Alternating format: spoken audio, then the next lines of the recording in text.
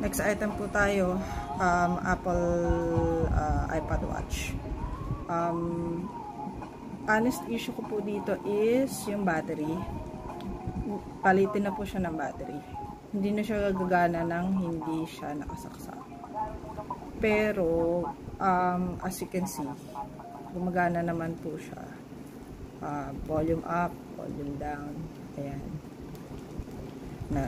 Nag-work. Tapos, may mga kanta na din siya.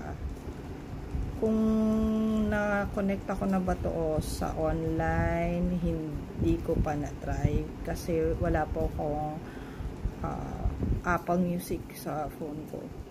Or sa, sorry, sa laptop. So, as is ko na lang po siya ibibenta. Tapos, ayan. Ayan. So, nag-work naman yung mga buttons.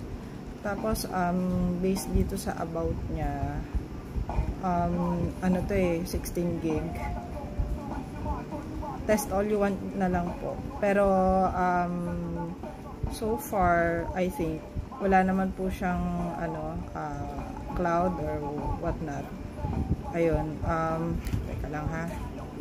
Ayan. So, 16 gig siya. So, ayun, try nyo na lang po na i-reset. Tapos, kung makakonect pa po nyo yung account nyo sa iPad Cloud. Yun lang po. Thank you.